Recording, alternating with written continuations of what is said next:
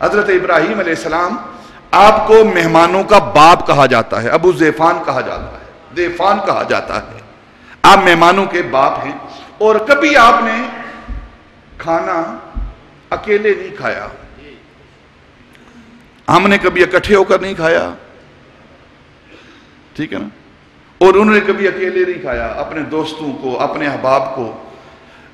کوئی نہ کوئی بندہ ساتھ بٹھا کے آپ نے، جب بھی کھانے کا وقت ہوتا تو کوئی نہ کوئی بندہ آپ کے ساتھ بیٹھا ہوتا۔ ایک مرتبہ ایسا ہوا کہ کوئی بندہ نہ ملا، کھانا پڑا ہوا ہے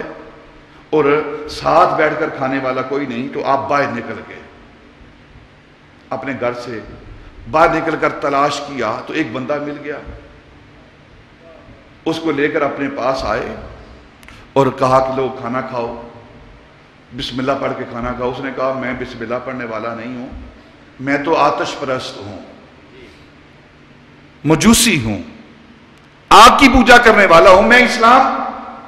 پر عمل کرنے والا نہیں، اللہ کی توحید کا قائل نہیں، اس کی عبادت نہیں کرنے والا، میں تو آتش پرست ہوں۔ جب آپ نے سنا نا آتش پرست ہوں تو آپ نے کہا پھر اٹھ چل۔ جو ہی آپ نے یہ فرمایا نا کہ کافر ہے، آتش پرست ہے، آگ کی پوجا کرتا ہے، میرے رب کی پوجا کرنے والا نہیں، جب میرے رب کی پوجا نہیں کرنے والا تو پھر میں اسے اپنے ساتھ بٹھا کے کھانا کیوں کھلاؤں؟ جب آپ نے اٹھایا نا اپنے دسترخوان سے تو اللہ رب العزت نے جبریل کو بھیجا، جبریل جا میرے خلیل سے کہہ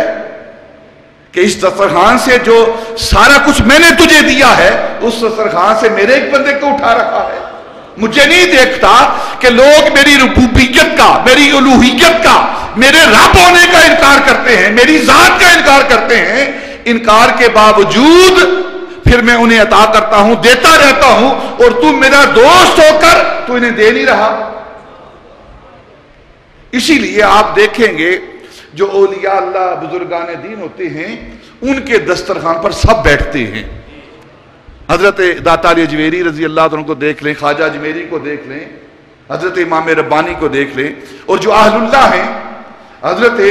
خواجہ اجمیری رضی اللہ تعالیٰ کے دسترخوان پر ہندو بھی بیٹھتے تھے، سکھ بھی بیٹھتے تھے اور مسلمان بھی بیٹھتے تھے، سارے بغیر تفریق کے، بغیر تفریق کے سب بیٹھتے تھے، اور جب سب بیٹھ کر لقمہ لیتے تھے اس لقمے کے اندر یہ برکت ہوتی تھی، اولیاء اللہ کے کھانے کا، ان کے لنگر کا یہ نور ہوتا تھا کہ جو لقمہ لے لیتا تھا اس کے دل تبدیل ہونا شروع ہو جاتا تھا۔